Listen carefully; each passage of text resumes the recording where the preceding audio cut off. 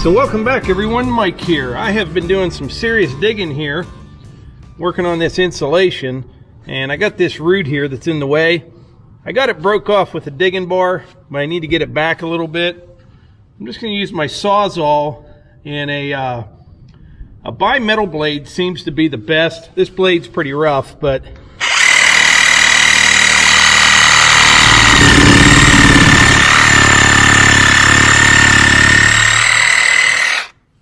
that should get me enough right there. So if you didn't see this the other day, this is what I'm doing here. This is 3-inch foam board insulation, digging it down 16 inches. And the purpose of this is to prevent heat loss from the radiant floor heat. Right here at the top of this insulation will be finish grade of the concrete right here.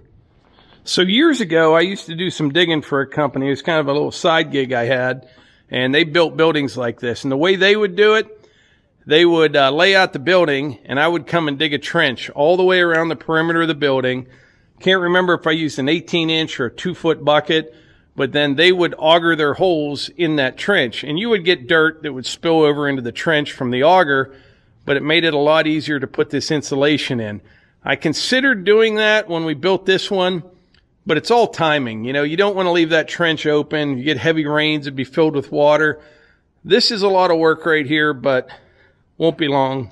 It'll be done. I'm getting pretty close on this one. This is that jig that I made. I'm good all the way through here.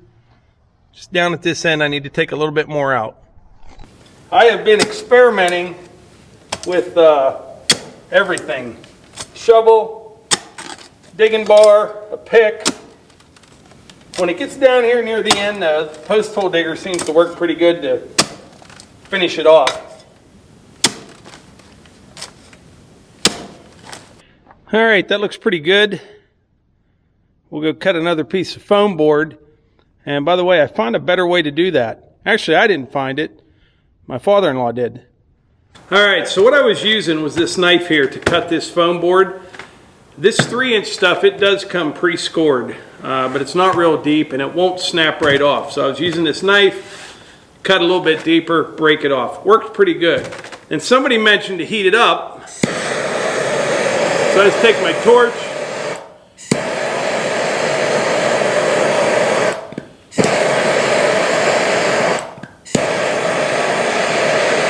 get it glowing hot, and then I was using my framing square just to get a line, because what happens is when it's hot, it'll want to go all over the place. But it goes right through it when it's hot. You can usually get about 16, 18 inches like that. It slows way down. It's already cooled down. So we'll finish this cut right here with this. And then I'll show you the new and improved way to cut it.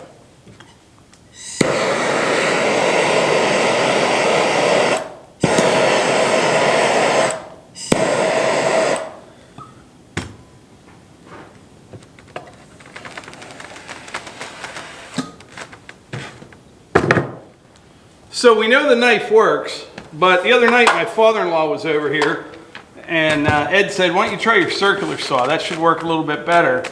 And I thought it would just kind of rip it apart and there'd be little pieces everywhere, but it actually works pretty good. We're going to give this a try right now.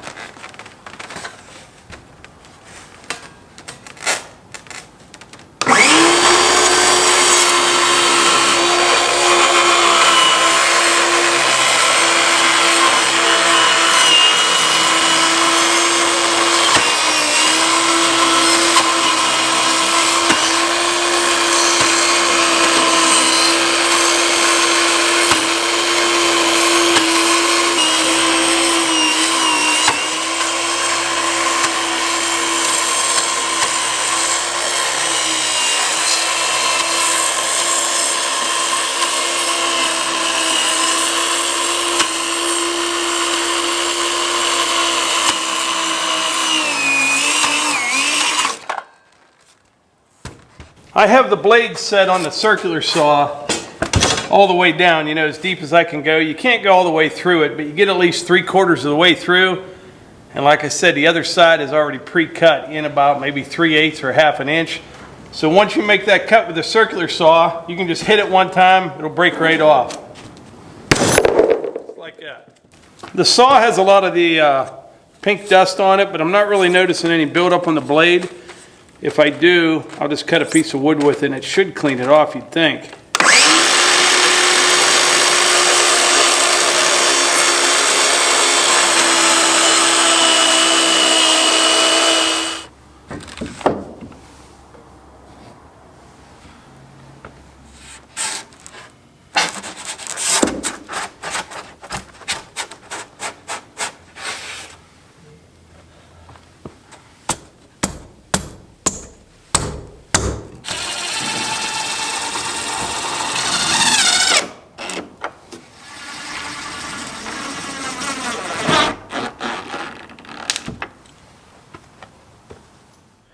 All right, got another section done, but here's what I want to show you. Check this out. This is a Harbor Freight plate compactor. Boy, that's tight.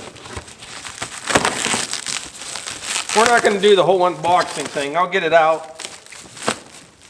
We'll get her put together and fired up. Looks like it's fully assembled.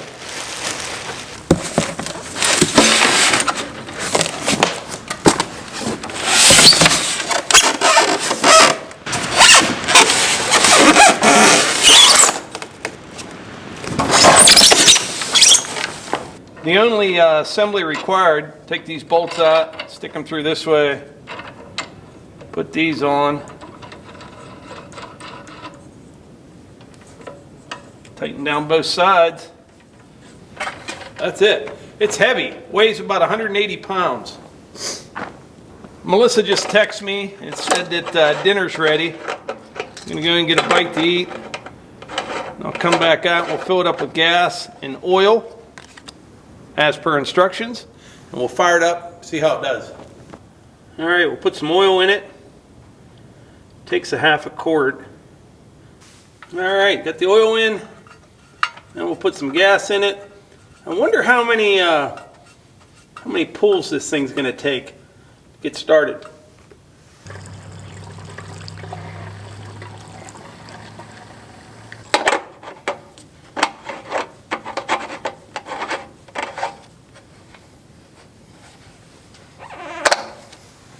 All right, before I fire up the plate compactor, I'm going to rake this around just a little bit. The other day I had a big pile of dirt right here, a couple open trenches that I backfilled with the tractor. I am going to need just a little bit of fill right here. Not as much as you might think though. I don't know if I showed you this. So this is finish grade right here, the top of the foam board. Subgrade is going to be about 9.5 inches down from there. Down here will be subgrade. Then I'll have about 2.5 inches of stone, and then 2 inches of foam board and 5 inches of concrete.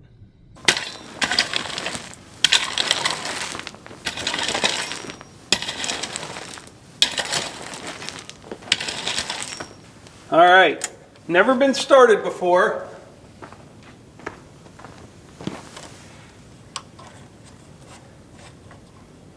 I'm thinking, there we go.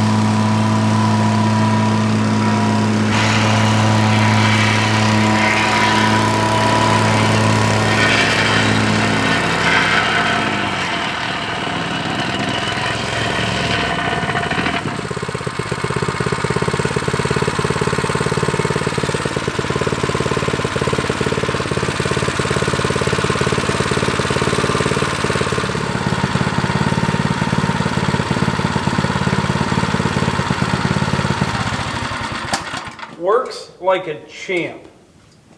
So far, so good. It hits hard. It does. That's nice. That'll be good. Oh, yeah. Solid. So once I get the rest of the foam board in, what I'll do, I'll get everything on grade or close to grade, hammer it with this plate compactor, and then we'll start bringing the 2B limestone in and get ready for the radiant floor heat. But so far, I'm very impressed with it. How long it will last, no idea. But according to a lot of the comments in the last few videos, a lot of guys have had some really good luck with these and have used them for years and years. But I'll use this in here, out underneath the patio. I'll find uses for this. Compaction is very important. Now, there's a lot of things I don't know much about, but dirt and rock are not two of those things. I spent a lot of years, I mentioned many times before, as a blaster, blowing things up for a living, but I worked on heavy highway projects, and compaction is so important. I'm fortunate here to have some pretty good dirt, but one of the things that I see people do quite often, and I don't know, maybe it works in their area, I don't know how they get away with it, but they don't remove all their topsoil whenever they're building something, whether it be a building or a driveway or anything like that. In my opinion, you got to get rid of all that topsoil. If you remember back when I was grading this up, I have that huge pile of topsoil over outside the building over there. That all came from this area right here. And it's unfortunate because you take all that out, then you have to build it back up with good material, but it pays off in the long run. So if that's one thing, I don't like telling anyone what to do. No matter what you're building, whether it be a driveway or a building, anything like that, get all that topsoil off of there and put good material in there that you can compact. But anyway, that's it for today's video. I really appreciate y'all being here. And like I always say, if you enjoy these videos, please hit the like button, click subscribe, and share them with your friends. Thanks.